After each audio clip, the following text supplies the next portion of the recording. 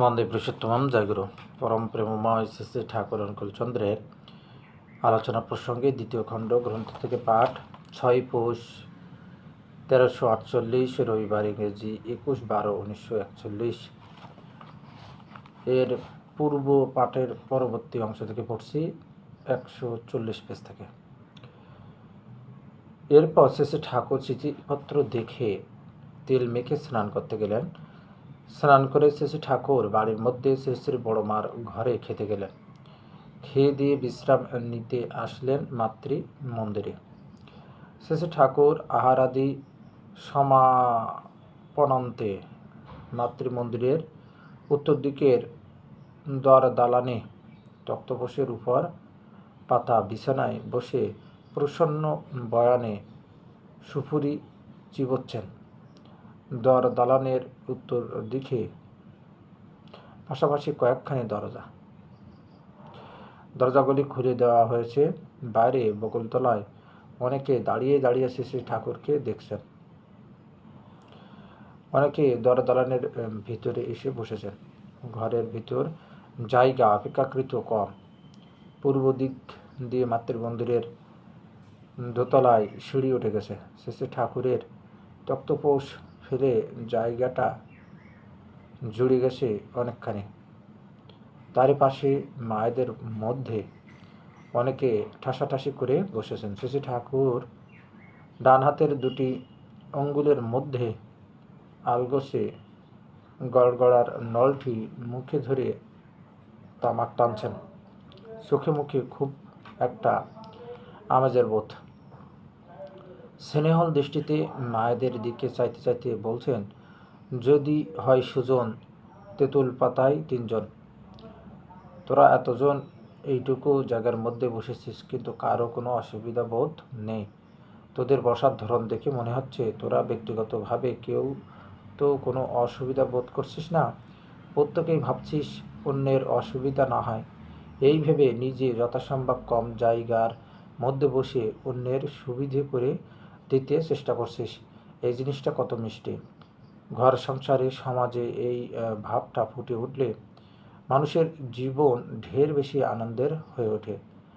খেয়েই করে সুখ নেই, সুখ আছে অন্যকে যথাসম্ভব সুখ সুবিধা দেওয়ায়।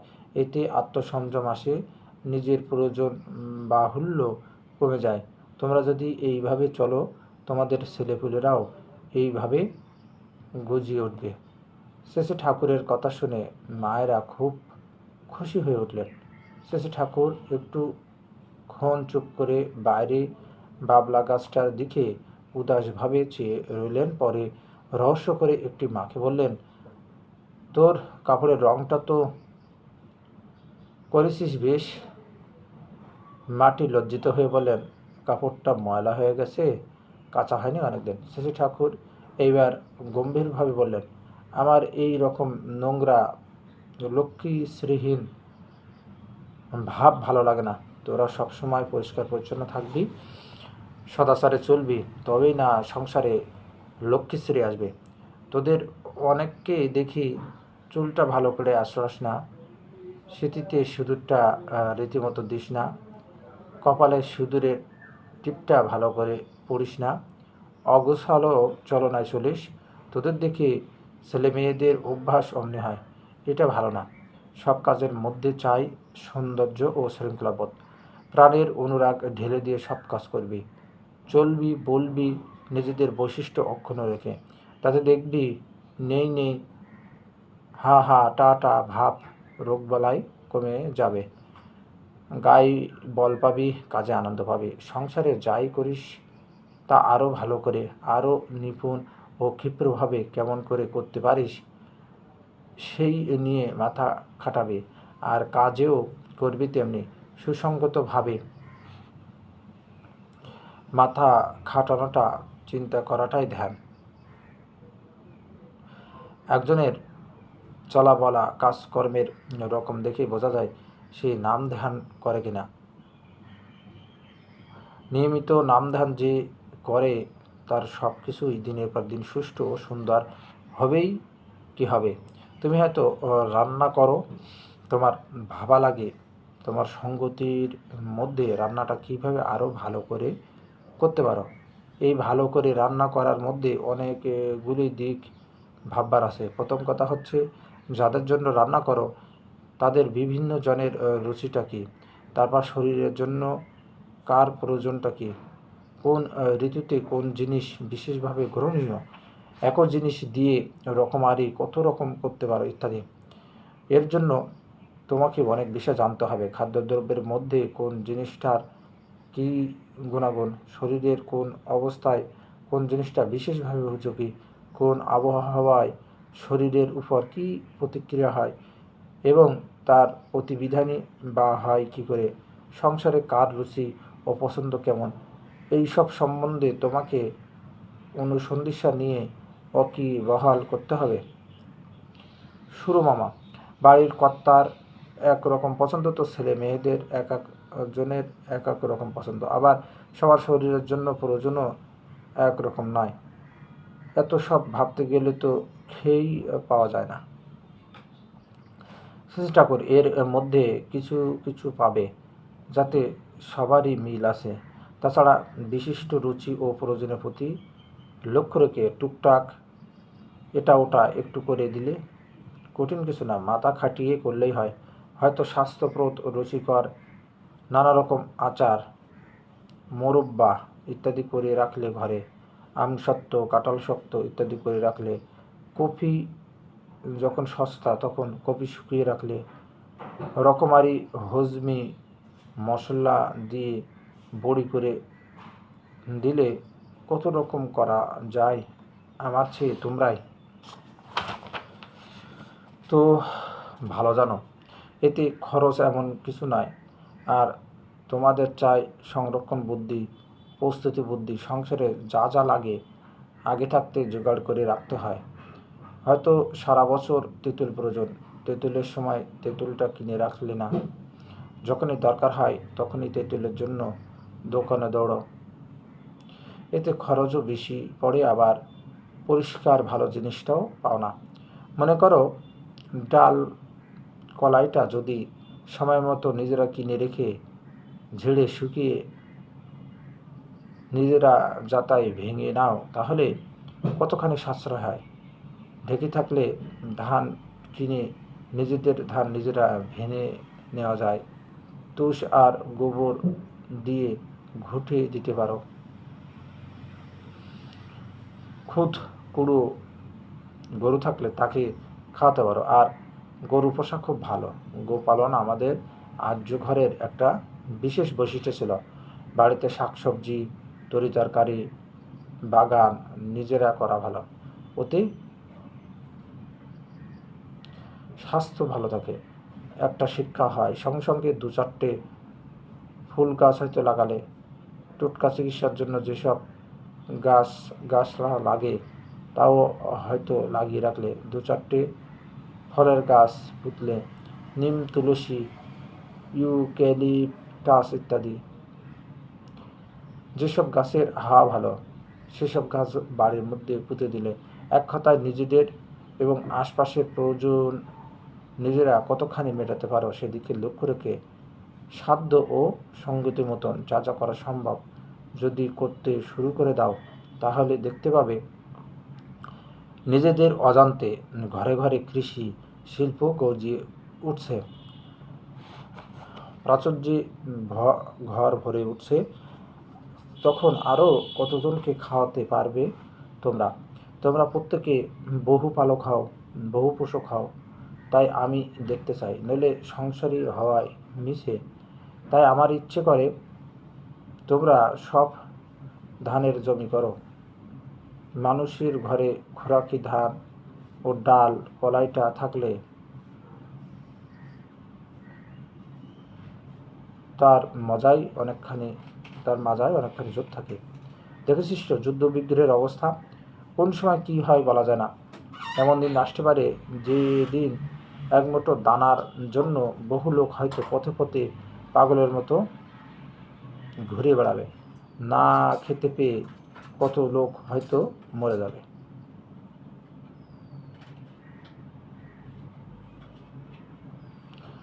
কালী ষষ্ঠী মা, আমার সন্তোষ ব্যবসা বাণিজ্য পছন্দ করে, কিন্তু ধানের জমি করা তেমন পছন্দ করে না।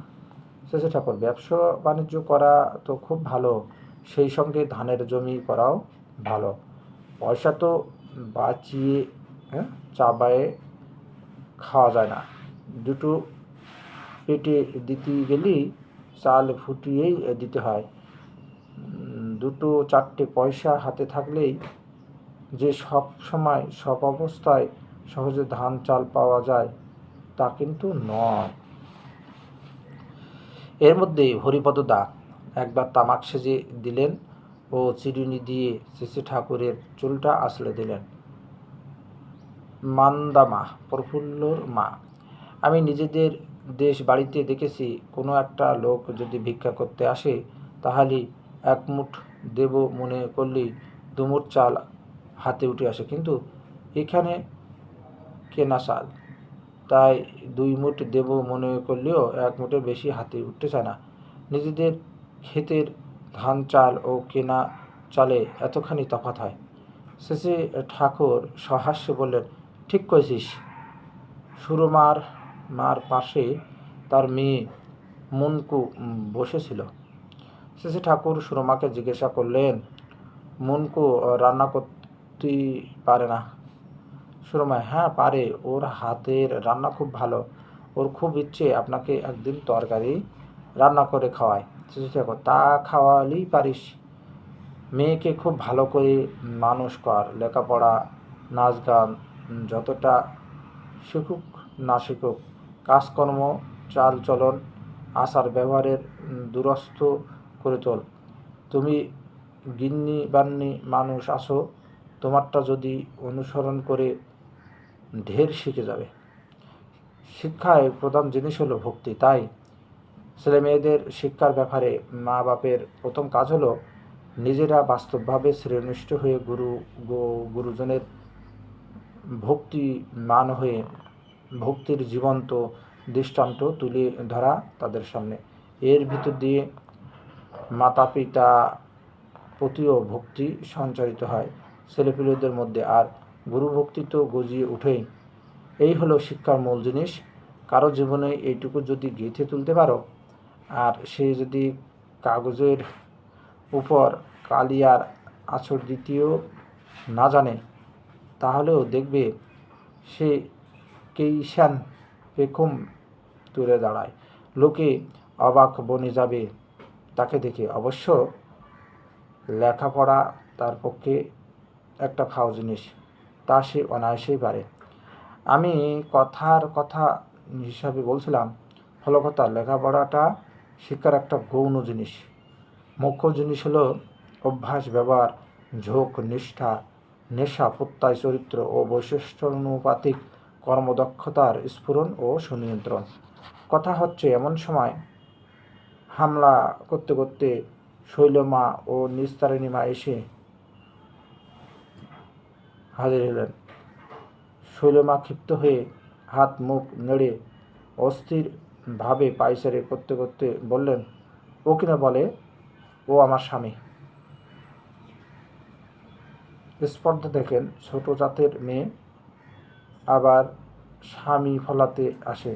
আমি দেব একেবারে টিট করে।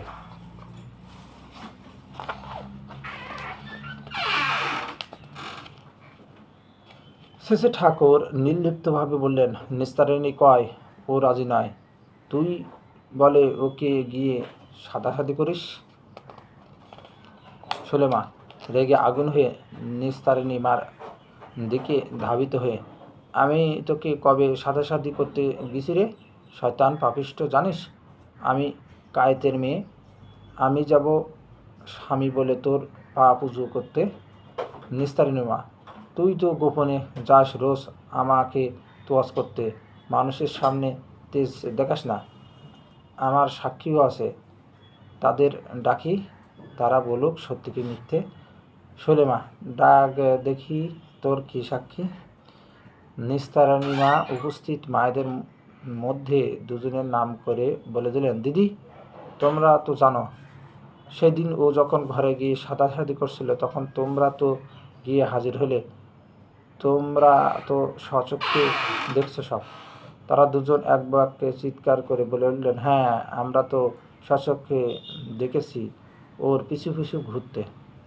শৈলমা ক্রোধে, ক্ষোভে, বিস্ময়ে হাত দুটো উঁচু করে এক লাফ দিয়ে আত্মচিৎকারে সপ্তমে গলা ছড়িয়ে বলে উঠলেন, ঠাকুর, এরাও ওই পাজির দলে। এদের কথা বিশ্বাস করবেন না ঠাকুর, এদের কথা বিশ্বাস করবেন না। এরা সব ঢাকায় সাক্ষী। কেঁদে ফেলে, আপনি অন্তর্যামী, আপনি তো সবই জানেন। আমি সম্ভ্রান্ত কায়স্থ ঘরের মেয়ে, পড়েছিলামও বড় ঘরে। আজ না হয় আমি কপাল দোষে অনাথা, তাহলেও নিচু বর্ণের মেয়েকে কেন যাব আমি স্বামী বলে স্বীকার করতে? অথচ নিস্তারিণী সবার কাছে বলে বেড়ায় আমি নাকি ওকে স্বামী বলে স্বীকার করেছি। শেষে ঠাকুর মুচকি মুচকি হাসতে হাসতে বললেন, আমিও তো তাই কই। তা তুই কবের যাবি কেন? সুলেমা, আমি স্বীকার করিনি যে। শেষে ঠাকুর, তা বেশ তো, নাই যদি স্বীকার করে থাকিস, তাহলে ওরা যা কয় কোক না, তুই অত গায়ে মারতে যাস কেন? যদি না চটিস তাহলে নিস্তারিণীই তো হেরে যায়। রোজ এখান থেকে বুঝে ঠিক করে যাস, কার্যকালে যে মাথা ঠিক রাখতে পারিস না, তাই তো অযথা অশান্তি বাড়াস। এরপর শৈলমা নিস্তারিণী মা বিদায় নিলেন। যাওয়ার বেলায় শৈলমা নিস্তারিণী মাকে বলছেন, মিছিমিছি ওসব কথা আর বলিস না আমাকে, বুঝিস না আমার দুঃখ হয়? নিস্তারিণী মা, তুই যা বল তাই তো বলি। শৈলমা আবার ধাজিয়ে উঠলেন, ফের ওই কথা, খবরদার বলছি, ভালো হবে না কিন্তু। শেষে ঠাকুর, ওই দেখ, এইমাত্র বুঝে গেল, শুনে গেল আমার কাছে, এখনই আবার কেমন করছে। অভ্যস্ত চলন আমাদের মধ্যে এমন পাথরের মতো শক্ত হয়ে থাকে যে তা আর নাড়াতে পারি না। তাই খামাকা সব দুরূহ সমস্যার সৃষ্টি করি, অথচ সে সমস্যা হয়তো সমস্যাই নয়। তবে একটা জিনিস আছে, পাগল হোক নির্বোধ হোক, শৈলর ওই বুদ্ধিটা মাথায় আসে যে নিকৃষ্টকে কখনো স্বামী বলে স্বীকার করা যায় না, ওটুকুও মন্দের ভালো। এরপর সবাই বিদায় নিলেন। শ্রী ঠাকুর ধীরে ধীরে ঘুমিয়ে পড়লেন। পেরিদা ঘুমের সহায়তার জন্য শরীরটা কাঁপিয়ে দিতে লাগলেন। শেষে ঠাকুর ঘুম থেকে উঠে মাতৃ মন্দিরের উত্তর দিকে আশ্রম প্রাঙ্গণে বকুলতলায় একটা হাতওয়ালা লম্বা বেঞ্চে এসে বসলেন। ধীরে ধীরে লোক জমা হতে লাগলো। এক একজন এসে প্রণাম করে বসছেন। শেষে ঠাকুর গ্রামের একজন মুসলমানের জন্য একটি লেপ তৈরি করতে দিয়েছিলেন। হরেন্দা সেই লেপ তৈরি করে দিয়ে এসেছেন। শেষে ঠাকুর লেপ দেখে খুব খুশি, বললেন, বেশ হয়েছে, আজই দিয়ে দিস, শীতে বড় কষ্ট পাচ্ছে ওরা। তার লেপ তো করেছিস ভালো, একটা ওয়ার্ড যদি করায় দিবে পারতিস খুব ভালো হতো। হরেন্দা, লেপই জোটে না, তার উপর আবার ওয়ার্ড, এই রকম লেপ ওরা কোনোদিন গায়ে দিছে?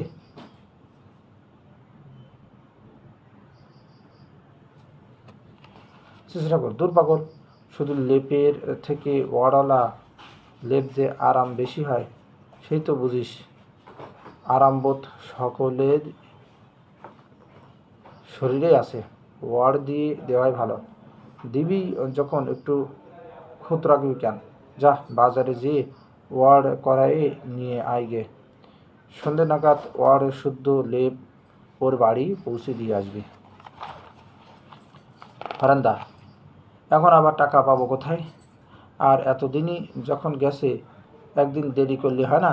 আমি এইমাত্র শহর থেকে আসি, দুটো খাওয়া দাওয়া করে এখানে চলে আসছি, এখন আমার ঘুম পাইছে। চেষ্টা কর, তুই শালা বুঝিস না, কাচ্চা বাচ্চা শুদ্ধ, ওদের একটা রাত বেশি শীতে কষ্টপাতি দিবি কেন? তোরা থাকতি ওরা অযথা একদিন বেশি দুর্ভোগ ভোগবে কেন? বউ করে সাইকেলে দৌড় মার, দেখি শানে তোর ঘুম কোথায় পালিয়ে যায়। আর ওয়ার ঠিক করে ওদের লেপ যখন দেওয়া হয়ে যাবে তখন দেখবি শরীরে কত স্ফূর্তি আসে। হঠাৎ তার কিশোরী দাস তাড়াতাড়ি এসে হাজির হলেন। শেষে ঠাকুর, কয়টা টাকা ওরে এখনই জোগাড় করে দাও তো, ওই লেপটার ওয়ার্ডের জন্য। এখনই নিয়ে আসো, দেরি করো না। ও সন্ধে নাগাদ ওয়ার্ড করে নিয়ে আসবে। কিশোরীদা মিনিট পাঁচেকের মধ্যে কয়েকটা টাকা এনে হরেন্দার হাতে দিয়ে বললেন, এই নিয়ে যাও, আরও যদি কিছু লাগে আমার কাছ থেকে নিও। শেষে ঠাকুর এইবার হরেন্দার দিকে চেয়ে হেসে বললেন, এইবার দাও, তুফান মেলো চালায়। হরেন্দা প্রস্থানদত। শেষে ঠাকুর তাড়াতাড়ি যেতে গাড়ি ঘোড়া মানুষ গরু উপর লক্ষ্য রাখিস কিন্তু। হরেন্দা আচ্ছা বলে বিদায় নিলেন। সাধনাদি শ্রী ঠাকুরের প্রথম কন্যা। শ্রী ঠাকুরকে প্রণাম করে বেঞ্চ খানের পূর্ব পাশে এসে দাঁড়ালেন। শ্রী ঠাকুর, কিরে কখন আসলি? সাধনাদি, এই একটু আগে মার কাছে ছিলাম। শ্রী ঠাকুর, তোর শরীরটা এমন শুকিয়ে যাচ্ছে কেন? সাধনাদি, পেটটা ভালো নয়, যা খায় হজম হয় না। শ্রী ঠাকুর, ওষুধপত্র খাস না? সাধনাদি, হ্যাঁ, পেরিদা তো ওষুধ দিচ্ছেন। শ্রী ঠাকুর, আচ্ছা আমি পেরির কাছে শুনবো নে, তোর শ্বশুর শাশুড়ির শরীর ভালো তো? সাধনাদি, মোটামুটি। একটু পরে সাধনাদি আবার শ্রী বড় মার কাছে গেলেন। শ্রী ঠাকুর, সাধনা লেখে বড় সুন্দর, কি বলেন যোগেশদা চক্রবর্তী? হ্যাঁ, ওর লেখাগুলি পড়ে বোঝা যায় ওর কনসেপশন ধারণা কত ক্লিয়ার, পরিষ্কার। শ্রী ঠাকুর, শুধু কনসেপশন ধারণা নয়, ওর জীবনের একটা গভীর যোগ আছে এর সঙ্গে। ওর আওতায় আশ্রমের মেয়েগুলির মধ্যেও একটা রং ধরে গেছে। শ্বশুর বাড়িতে গিয়েও চাল চলন আচার ব্যবহারে মুগ্ধ করেছে শ্বশুর শাশুড়িকে। পরমপিতা করেন ও সুস্থ শরীরে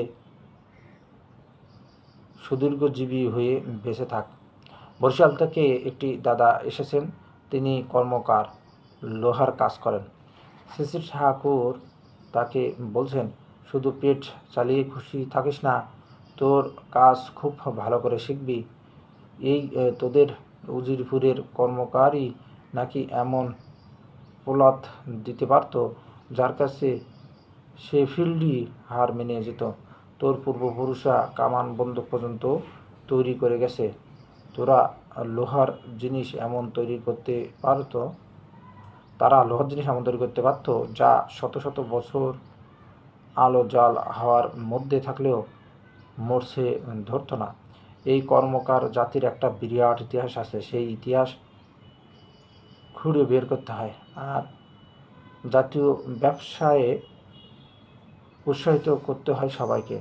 কাজকর্মের বিশেষ বিশেষ কলাকৌশল যা বিশেষ বিশেষ পরিবারে সীমাবদ্ধ আছে, যার অনেকগুলি লোপ পেতে বসেছে, সেগুলিকে আয়ত্ত করতে হয়, উদ্ধার করতে হয়, লিপিবদ্ধ করতে হয়। সেই সঙ্গে সঙ্গে ঘরোয়া প্রাচীন সরল রকমটা বজায় রেখে বর্তমান বিজ্ঞানের কি সাহায্য গ্রহণ করে কাজের মানটাকে উন্নত করা যায় সেদিকে লক্ষ্য রাখতে হয়। তোমাদের ভিতরকার শিক্ষিত ছেলেরা যদি এই কাজে লেগে যায়, ব্যক্তিগতভাবে ব্যবসায় যারা করছে তারা স্বতন্ত্রভাবে কাজ করলেও তাদিগকে যদি সংঘবদ্ধ করে তোলা যায়, তাদের সুষ্ঠু শিক্ষার ব্যবস্থা যদি করা যায়, তবে আমার মনে হয় তোমরা এই যান্ত্রিক যুগে অনেক কিছু অবদান দিয়ে যেতে পারো। তোমাদের ভিতর থেকে এমন সব শিল্পী, এমন সব কারিগর, এমন সব আবিষ্কারক গজে উঠতে পারে যারা দুনিয়াকে তাকে লাগিয়ে দেবে। আর বিশেষ করে লক্ষ্য রাখতে হয় যাতে আমাদের দেশের উপযোগী করে কুটির শিল্পের যন্ত্রাদি আবিষ্কার করতে পারো। আমাদের দেশের অবস্থা কি কি কি কুটির শিল্প এখানে চলতে পারে সেগুলির উপর লক্ষ্য রেখে যন্ত্র বানাতে হবে। ছোট ছোট যন্ত্রের সাহায্যে এমন করে লাভাবহ শিল্পের প্রবর্তন করা যায় তাও তোমাদিগকে দেখিয়ে দিতে হবে। সঙ্গে সঙ্গে সম্ভব হলে সমবেত চেষ্টায় বিভিন্ন স্থানে শিল্পের জন্য সস্তায় বৈদ্যুতিক শক্তি সরবরাহের ব্যবস্থা করতে হবে। বৈদ্যুতিক শক্তি ব্যতীত যাতে যন্ত্রগুলি লাভজনকভাবে পরিচালনা করা যায় সেদিকেও লক্ষ্য রাখতে হবে। ফলকতা বৈদ্যুতিক বা বাষ্প শক্তির সাহায্য না নিয়েও তোমরা যেন ব্যবসায়ের ক্ষেত্রে আন্তর্জাতিক প্রতিযোগিতায় তার সম্মুখীন হতে পারো। বৈদ্যুতিক বা বাষ্প শক্তির সৃষ্টি ও প্রয়োগ বর্তমান অবস্থায় সর্বত্র সম্ভব হবে না, সেই জন্য কথা বলছি। এগুলো যদি তোমরা করতে পারো তাহলে দেখবে তোমরাই হয়ে উঠবে দেশে শিল্প পুনর্জীবনের অগ্রদূত। বেলা পড়ে এসেছে। শ্রী শ্রী ঠাকুর বরিশালের কর্মকার দাদাটির সঙ্গে কথা শেষ করে তামাক খেলেন।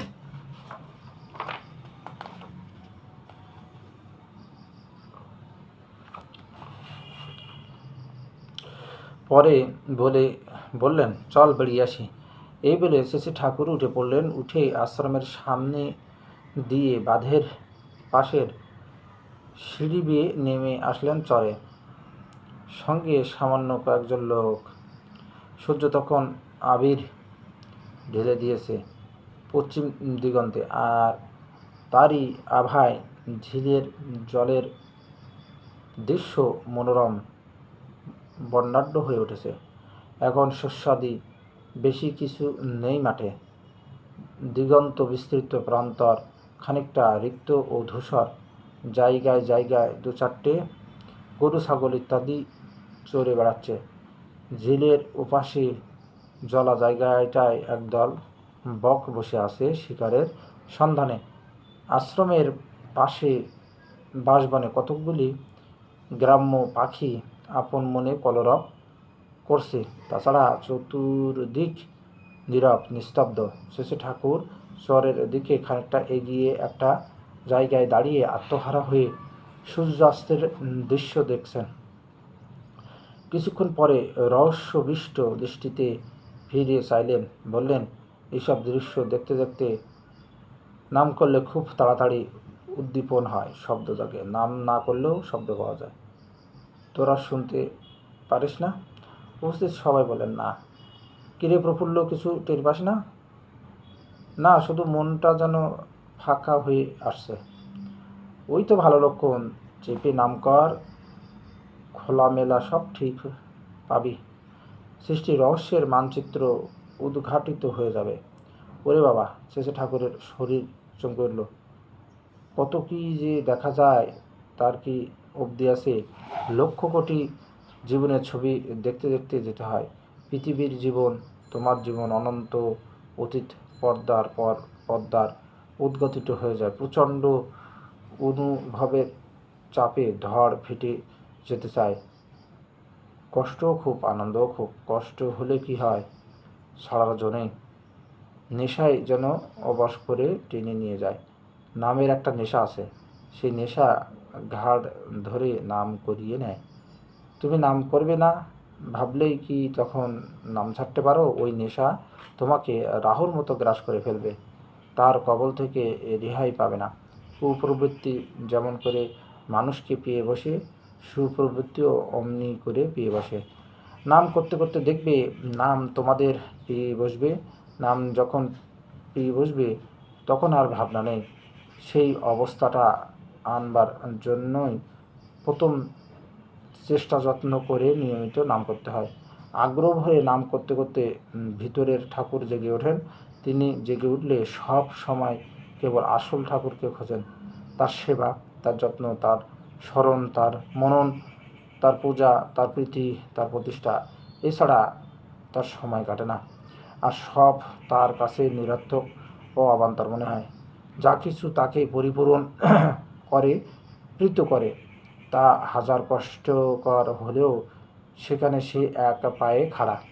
আবার ওই ঠাকুরের পরিপন্থী যা, তার লাখ সুখের, আরামের ও আকর্ষণের হলেও সেখানে সে ঠায় দাঁড়িয়ে থাকে কাঠ হয়ে, এক পাও এগোয় না সেদিকে। কথা বলতে বলতে শ্রী ঠাকুর আশ্রম অভিমুখে রওনা হলেন। চোখ মুখ তার আনন্দে ফেটে পড়েছে। কথার মধ্যে ঈশ্বর মত্ততার একটা অনির্বাচনীয় অনুরণন, যা প্রাণকে পাগল করে তোলে, আকুল করে তোলে শ্রী ভগবানের জন্য। হাঁটতে হাঁটতে থমকে দাঁড়িয়ে সুদামাখা দৃষ্টি মিলে এক এক জনের পানে চেয়ে এক এক কথা তার মনে খোদাই করে দিচ্ছেন। বললেন, শালা দুনিয়ার সবাই পাগল, মেয়ে মানুষ, নাম, টাকা, টাকা পয়সা, পাণ্ডিত্য, কত কিছুর জন্যই মানুষ পাগল হয়, কিন্তু আদর জিনিসের জন্য মানুষ পাগল হতে চায় না। তাকে পেলে কিছু অপাওয়া থাকে না, আর পাওয়া মানে হওয়া। ইষ্টকে তোমার মধ্যে বসিয়ে দিলে তোমার বৈশিষ্ট্য মতো তুমি যা হও সেইটি হলো তোমার ইষ্টপ্রাপ্তি। আর এই ইষ্টের জন্য মানুষ যখন পাগল হয় তখনই হয় সে প্রকৃতিস্থ। তার আগ পর্যন্ত মানুষ অল্প বিস্তর অপ্রকৃতিস্থ জীবন যাপন করে। প্রবৃত্তির অধীন যেখানে যে যতটুকু অপ্রকৃতিস্থ, সেখানে সে ততটুকু তেমনি। আবার এই অসঙ্গতি সে নিজে কিন্তু ধরতে পারে না। আবার কেউ বললেও কার্যকরণ দেখিয়ে সেইটাই সমর্থন করে। তবে যারা সদ্গুরু গ্রহণ করে, খানিকটা সেই পথে চলতে চেষ্টা করে, তাদের একটা মস্ত লাভ হয়, এই যে তারা নিজের ভুল কিছু কিছু ধরতে পারে। ভুলকে ভুল বলে যে ধরতে পারে, তার পক্ষে তা শোধরানো অনেক সহজ।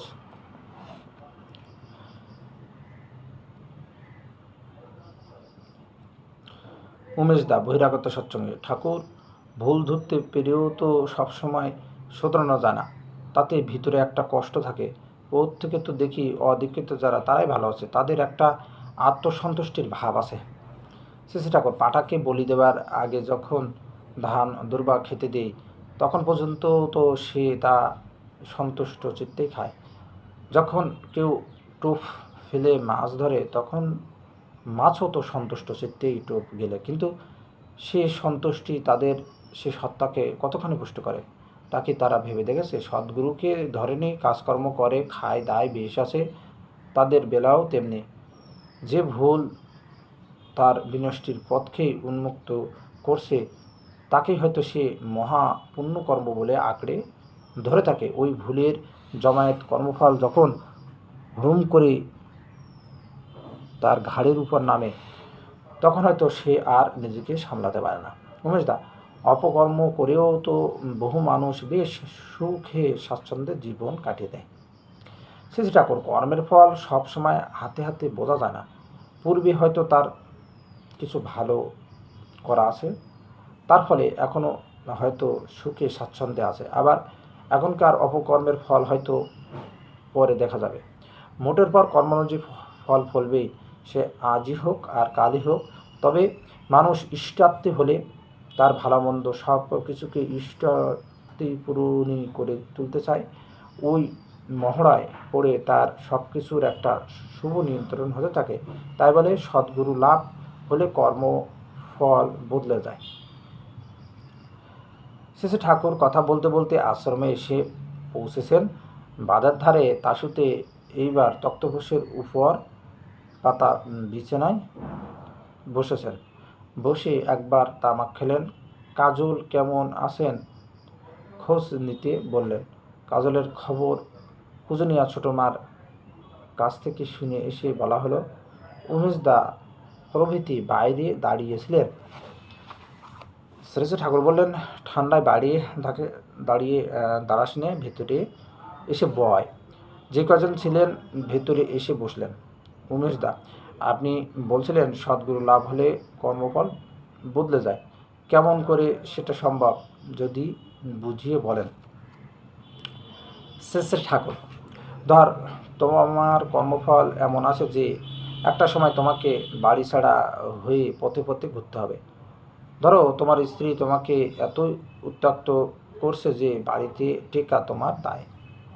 তোমার তখন পথে পথে ঘোরা ছাড়া উপায় নাই। তুমি হয়তো সদ্গুরু গ্রহণ করেছো এবং যাজনশীল।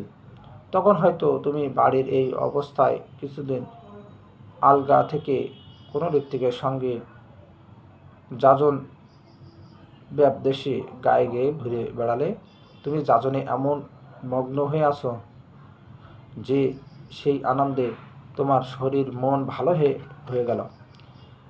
যে সময়টা খুব দুঃখে কাটা উচিত ছিল ইষ্টার্থ প্রতিষ্ঠার হিল্লেই পড়ে, সেইটি পরম আনন্দের হয়ে উঠল।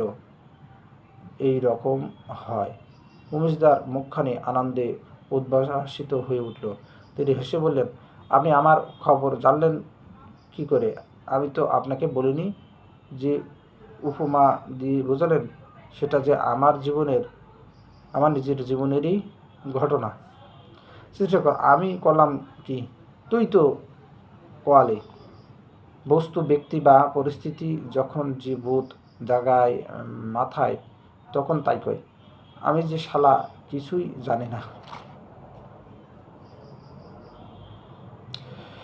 উমেশ দা, মানুষ অপকর্ম করেও যখন দেখি সুখে স্বাচ্ছন্দ্যে থাকে, তখন দু এক সময় মনে হয় ওই পথেই চলা ভালো। ওতেই বোধ হয় ভগবানের দয়া বেশি পাওয়া যায়, দরিদ্র থাকতে হয় না। শ্রী ঠাকুর, দয়া তার কখনো ছাড়ে না আমাদের। তবে দয়া কথার মধ্যে আছে রক্ষা। নিজের ও অপরের সত্তা সংরক্ষণী কর্ম যে যত করে, সে তার দয়াকে তত বেশি আয়ত্ত করে ও অনুভব করে। কর্মের কথা বলছি এজন্য যে কর্ম ছাড়া শুধু চিন্তায় কিন্তু হবে না। অপকর্ম করেও সাময়িক ভালো থাকতে পারে কেন, সে তো পূর্বে বলেছি। তবে এটা ঠিক, অবিবেকী যে অপকর্ম করেও তার পৈশাচিক উল্লাস ঠিক থাকতে পারে। হ্যাঁ বাবা বলো। বই পড়তেছি ঠাকুরের।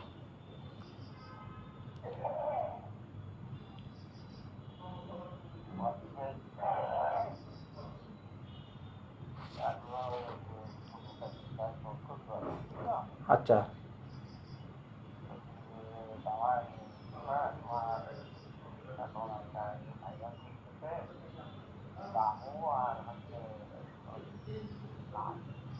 আচ্ছা।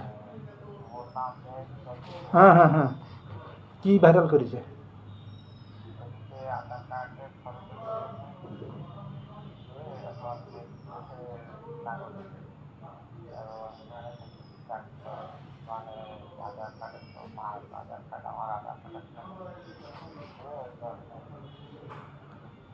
তো দেখবেন ডাক্তার, তোমার কি?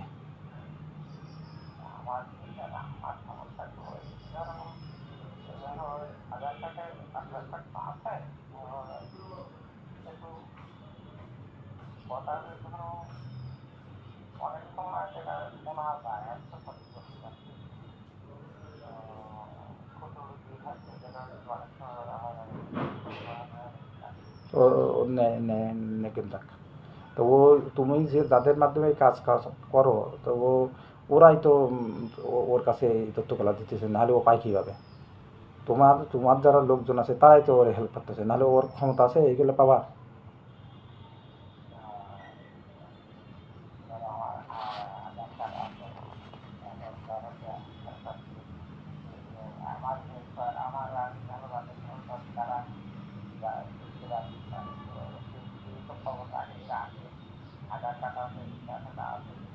না, তা সে ছবি পাওয়া কি অত মুখের কথা? ও ছবি পেলো কীভাবে? ওই ও সার্চ সার্চ ওইভাবে সার্চ দেওয়া যায়? একটা নাম্বার থাকে না? নাম্বার না থাকলে অনলাইনে সার্চ দিলে হয়ে গেল। হ্যাঁ অবশ্যই আধার কার্ড নাম্বার দিয়ে সার্চ দিতে। ও অবশ্যই তুমি যারা আপন মনে করতেছো এর ভিতরে কেউ ওরে হেল্প করতেছে। আচ্ছা ও যা পারে তাই করুক না।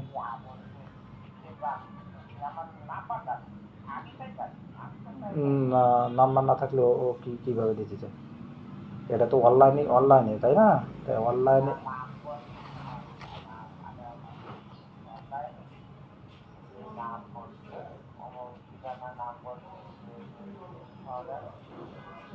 একই নামে সেটা কোটি কোটি কোটি কোটি হতে পারে, এটা হয় না বাবা, এটাও অবাস্তব। এই যে জন্ম নিবন্ধন বলো, এই এনআইডি কার্ড বলো, এই সবই এই যে অনলাইন করেছে না, ওই নাম্বার নাম্বার হলে মূলত নাম্বার দিয়ে সার্চ দিলে তখনই তুমি পাবা।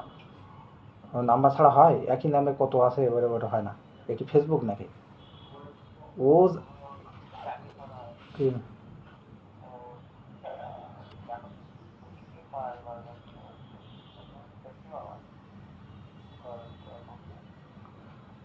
ওর ওর সাথে আমি তো ইয়ার নেই, হ্যাঁ আমি ইয়ার নেই, ওই ওর পরেতে আমি আর ওর সাথে কথা বলি না তো, আমি ইয়ার নেই। আর ও ওরকম করে করবেন দিন দিন, ও যা যা পারেতে করবেন। তুমি কি ওই সেজদার সেজদার বলো, আমি ওর সাথে অ্যাড নাই, আমার ওই ওর ওই ঝামেলার কারণে আমি ওর এড়িয়ে চলে, আমি ওর সাথে অ্যাড নাই।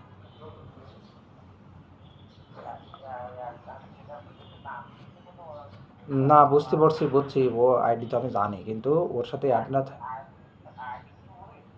হ্যাঁ ওইতে চালায়, ওইতে চালায়। ও তো এখন উন্মাদ, বুঝো নি?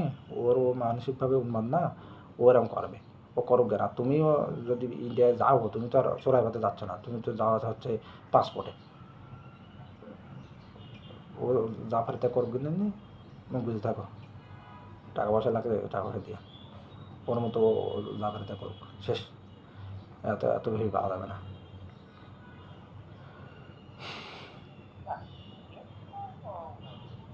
না হ্যাঁ ঠিক আছে। ওই ওই ওই যারা তোমার তথ্য দিতেছে না, এই মানুষগুলা কেন ওর সাথে অ্যাড আছে? আমি যেরকম বাদ দিচ্ছি, ওর মতো ও যদি আমাদের এলাকার লোকজন, তোমার পরিচিত লোকজন যদি ওর সাথে যদি অ্যাড না থাকে, তা ও যতই ছাড়ুক কেন, ও তো ছাড়তেছে এমনি তোমার মান সম্মান নিয়ে টানাটানি করার জন্য। হ্যাঁ, যে মানুষের ধরো তোমার একটা গালি দিল, গালি দিলে এই দেখো ও অমুক করে গালি দিতেছে, ও যে কী করতে পারে ও বোঝা গেছে। তুমি তো গিলি যাচ্ছ লিগালে শেষ। হুম।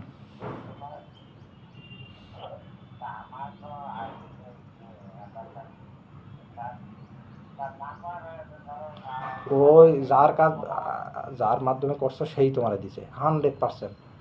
ওর ওর ওর ওই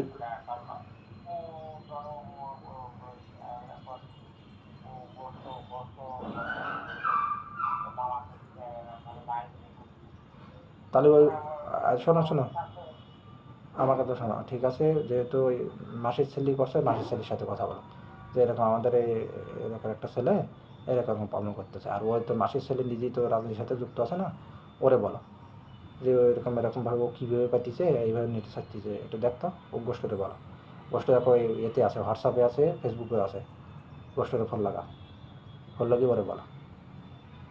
বাংলাদেশে তো আর ঝামেলা করতেছে না। আর তুমি তো আর আহামরি এরকম কোনো কিছু অন্যায় করতেছো না, তুমি ভারতে যাইতেই পারো, তোমার নির্দিষ্ট যে পরিমাণে অ্যামাউন্ট নিয়ে যাওয়া দরকার তুমি তো সেই পরিমাণে নিয়ে যাচ্ছ। কথা বুঝছো? ও এরকম নতুন নাগরিক বহু থাকে, ওই যারা আমেরিকায় নাগরিকত্ব নেয় না, তবে তো এখনো নাগরিকও হয় না, আমেরিকার নাগরিকত্ব নেয় তাই নাকি? ঠিক আছে, নাও ভালো থাকে, এগুলো টেনশন করতে হবে না। ওই গোষ্ঠীটা একটু বলেন যে ও এরকমভাবে এরকম পাইতে কি রে। ঠিক আছে, ওকে।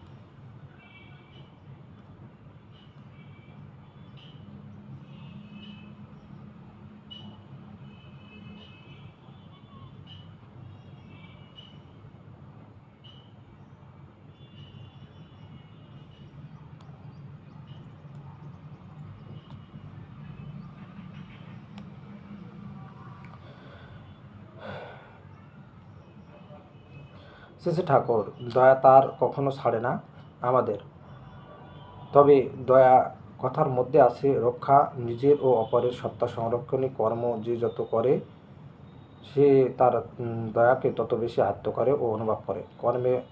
কর্মের কথা বলছি এই জন্য যে কর্ম ছাড়া শুধু চিন্তায় কিন্তু হবে না, অপকর্ম করেও সাময়িক ভালো থাকতে পারে।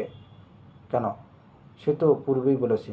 তবে এটা ঠিক, অবিবেকী যে অপকর্ম করেও তার পৈশাচিক উল্লাস ঠিক থাকতে পারে, কিন্তু ভিতরে ভিতরে তার সত্তা দিন দিন শুকিয়ে যেতে থাকে। অন্তরের এই শূন্যতা ও শুষ্কতার বোধকে এড়িয়ে চলবার জন্য সে হয়তো আরও অপকর্মে গা ঢেলে দেয়, কিন্তু সে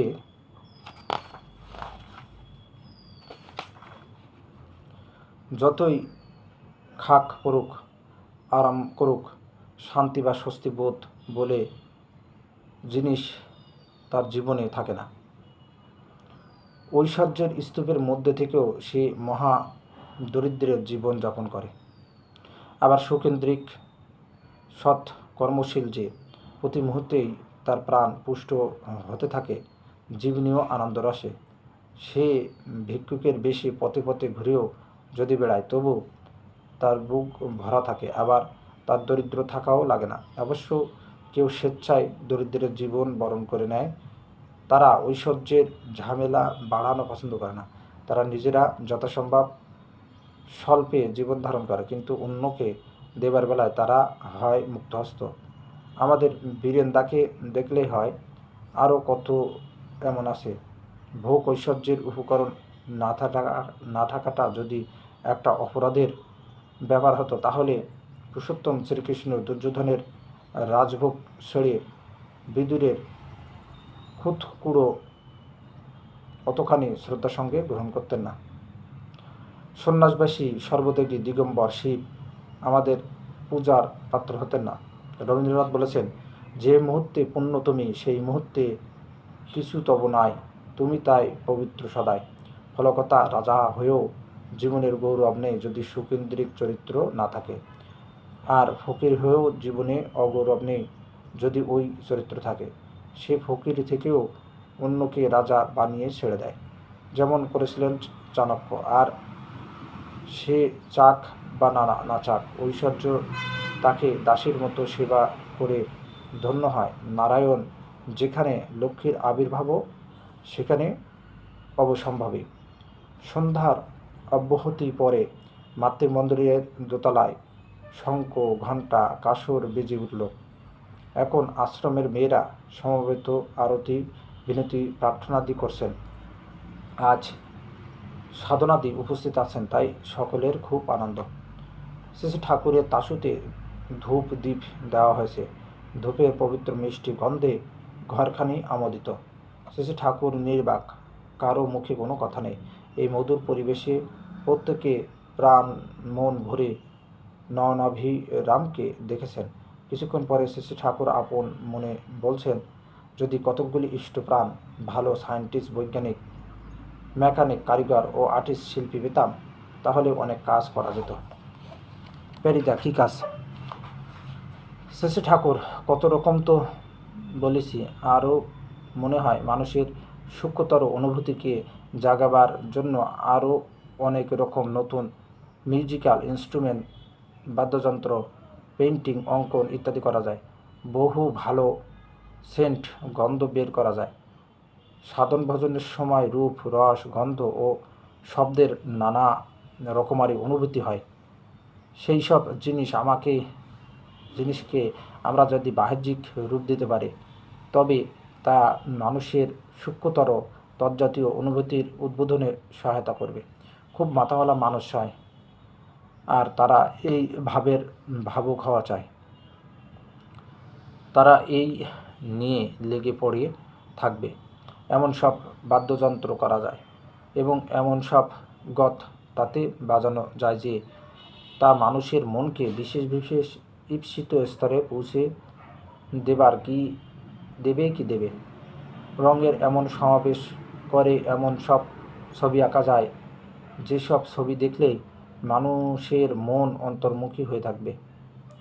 এমন সব গন্ধ বের করা যায়, যে গন্ধ মানুষের মনকে অবশ্যই পবিত্রভাবে উদ্দীপ্ত করে কারণমুখী করে তুলবে। আশা, উদ্যম, ভরসায় যাই সঞ্চারিত করতে চাই, তাই তৎক্ষণাৎ সঞ্চারিত করতে পারব, এমন শব্দ, গন্ধ, রূপের সৃষ্টি করা অসম্ভব কিছু নয়। পুরো সায়েন্টিফিক অ্যাকুরেসি, বৈজ্ঞানিক যথার্থ নিয়ে আমরা এটা করতে পারি। শুনেছি যা কিছুই একটা ওয়েভ তরঙ্গ আছে, এই ওয়েভের তরঙ্গের আবার একটা স্পেসিফিক বিশিষ্ট চেহারা আছে। রকমারি জিনিসের রকমারি ওয়েভ এর তরঙ্গের আবার একটা সম্পর্ক আছে। একজনের মেন্টাল ওয়েভ এর মানসিক তরঙ্গ হয়তো ডিফিসিয়েন্সি ঘাটতি আছে। শব্দ, গন্ধ ও রূপের মাধ্যমে প্রয়োজনীয় ওয়েভ তরঙ্গ ইম্পার্ট সঞ্চারিত করে আমরা হয়তো তার ওই মেন্টাল ডিফিসিয়েন্সি, মানসিক ন্যূনতা কিওর আরোগ্য করতে পারি। শরীরের ব্যাধি, মনের ব্যাধি সারাবার ব্যাপারে গভীরতর শক্তি ও বোধের জাগরণে এগুলি কাজে লাগানো যেতে পারে।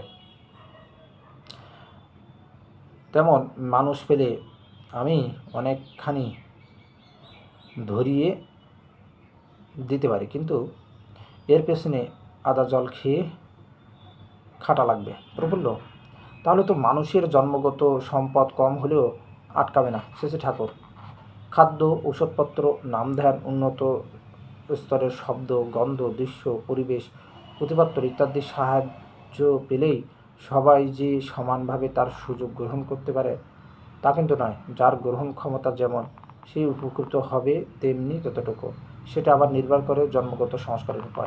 একটা ঘটির পরিমাপ বা পরিমাণ ততটুকু জিনিসই সে ঘটিতে ধরবে। এখন ওই ঘটিতে তুমি যাই রাখো, তুমি ইচ্ছা করলে সোনা রাখতে পারো, আবার ছাইও রাখতে পারো। তোমার ঘটিটা যতটুকুই হোক, তা যদি মূল্যবান জিনিসই ভরা থাকে তাহলেই হলো। ঘটি ছোট বলে তোমার দুঃখ করবার দরকার নেই। কোনটা মূল্যবান জিনিস, কোনটা বাজে জিনিস, তার একমাত্র মানদণ্ড হলো সেটা ইষ্টের কাজে লাগে কেমন, কতটুকু। ঘটির কথা বললাম, এটা কিন্তু নিতান্ত উপমাচ্ছলে। তীব্র ইষ্ট অনুরাগে মানুষের আধারও যে বড় হয়ে না যায় তা নয়। তবে একটা মানুষ যদি তার জন্মগত সম্ভাব্যতার মধ্যে যতখানি অনুশীলনের সাহায্যে ততখানি বাস্তবায়িত করে তোলে, সেই যথেষ্ট। প্রতিলোম যদি না হয়, কোনো মানুষের মধ্যে সম্ভাব্যতা যে নিতান্ত কম থাকে তা আমার মনে হয় না। কথা হচ্ছে এমন সময় কালীষষ্ঠী মা এসে হাজির হলেন। শ্রী ঠাকুর প্রসঙ্গ প্রবর্তন করে হাসি খুশি হয়ে বললেন, এই দেখ, কয়মন্ত মানুষ আসে গেছে, দেখলি শালা পরাণ ঠান্ডা। কালীষষ্ঠী মা: যারে দেখলি পরাণ ঠান্ডা হয় তার কাছেই তো মানুষ আসে।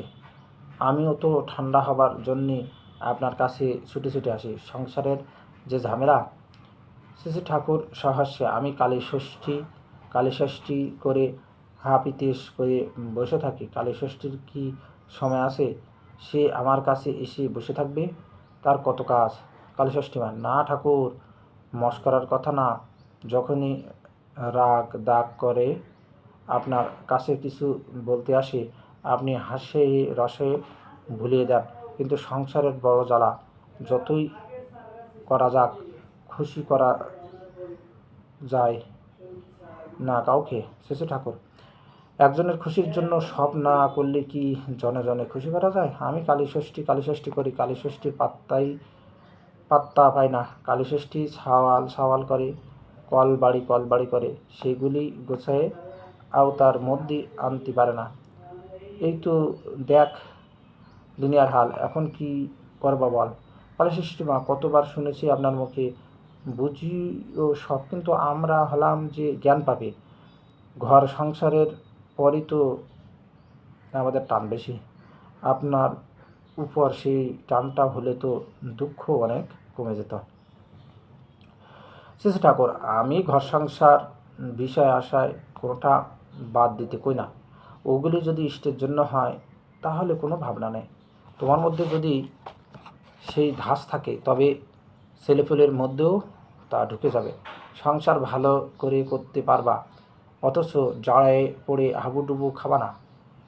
একটুক্ষণ চুপ করে থেকে পরে বললেন, তুই যদি ভালো গিন্নি না হতিস তাহলে কাচ্চা বাচ্চাদের নিয়ে সংসারটা কি এইভাবে তুলে ধরতে পারতিস? আর তোর সওয়ালরাও কিন্তু তোকে ভালোবাসে খুব, তোর পর টান না থাকলে এতখানি পারত না। কালীষষ্ঠী মা, সবই আপনার দয়া। শ্রী ঠাকুর, সে তো হলো, আমাকে ভুঁড়ি তো দিলি না, আমি পায়েস খাবো। কালীষষ্ঠী মা, ভুঁড়ি তো জোগাড় করে খাইছি, যে কদিন কন এনে দেব। শ্রী ঠাকুর, যে কদিন আবার কি, এখনই এনে বড় বউয়ের কাছে দিয়ে, আজ রাত্রেই ভুঁড়ের পায়েস খাবো, তাড়াতাড়ি নিয়ে আয়। উনুনে আঁচ থাকতে থাকতেই নিয়ে আসা চাই। কালীষষ্ঠী মা দ্রুতপদে প্রস্থান করলেন। জয়গুরু।